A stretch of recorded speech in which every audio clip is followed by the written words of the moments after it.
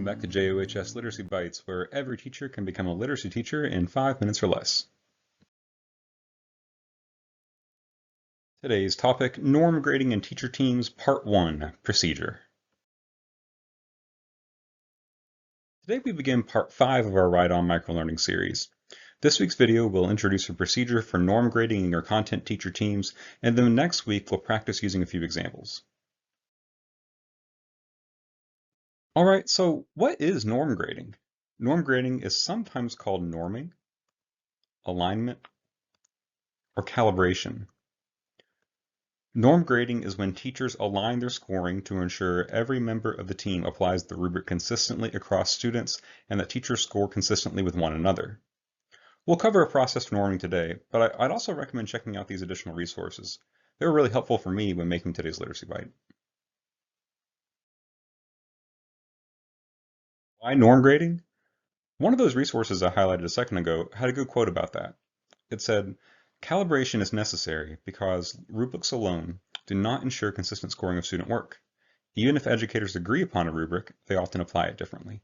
Not only does this bring about greater accuracy and reliability in scoring, it also helps deepen educators' understanding of expectations for student work expressed in the rubric." And we can see this by looking at pretty much any rubric, as you'll see terms that are open to interpretation. For instance, this Cambridge ACUS History rubric has the phrases detailed and accurate manner and demonstrate a complete understanding. People all come with their own knowledge, perceptions, and experience, so of course, we will all interpret those phrases a little bit differently. Norm grading can be an important tool to ensuring we all score student work fairly, and I know that every time I participated in a norm grading session, I come away feeling more confident about my ability to work using a rubric. The best people to learn from are your colleagues. That said, have you ever participated in a norm grading session as part of a teacher team? If so, describe the process and what you learned from it. Please take a second to pause the video and discuss this question with your colleagues. Alright, so how do you norm grade student work? Take a second to pause the video and review these steps as a team. We'll go over each one individually here in just a minute. The first step is to agree upon a shared assignment and rubric. Like I mentioned earlier, this can be a project, a poster, a written response on a unit test, an essay question, really anything that has some variability in scoring. Maybe you even created the assignment and the rubric together. You can see our teachers here have agreed to norm grade their midterm exam. Next, each teacher should bring in anonymized samples of student work to share with their colleagues. You want the work samples to be anonymous, so no preconceived expectations factor into the scoring. Try to pull a range of proficiencies from your class so your team can calibrate across different levels of the rubric.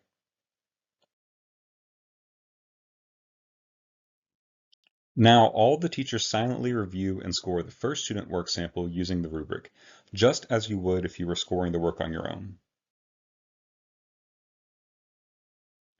Then in step 4, teachers share how they scored the student work with one another. It's important to be honest in this part of the process, and remember, just because you scored the work differently doesn't mean that your first impression is wrong. The next and most important step is to hold a dialogue around any discrepancies in grading. Each teacher should take turns explaining their decisions in scoring the student work, and should continually refer back to the work itself and the language in the rubric to justify their decisions. Our teacher friends here seem to have different ideas on what a thorough response would look like for this assignment. Eventually, try to reach a consensus about how to apply the rubric with fairness and consistency. You'll need to repeat the process of scoring individually and then sharing and discussing with the whole group. Like I mentioned earlier, try to norm grade with a few different levels of student work.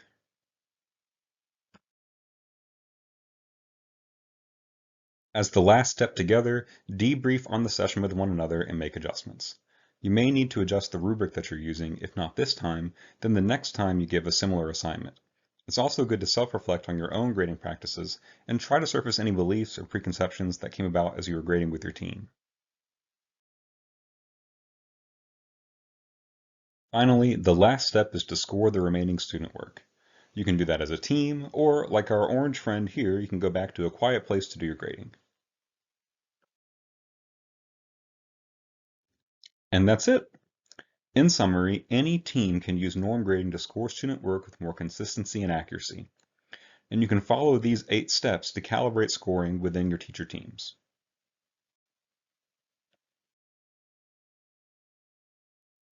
As a bridge to practice, consider these questions with your peers. What's an upcoming assignment, project, test, essay, midterm, etc., that each of your team members will be given to your students? Which questions or problems on that assignment use a rubric? And where and when could you use norm grading to align the way you assess that assignment? All right, have a great week, everybody.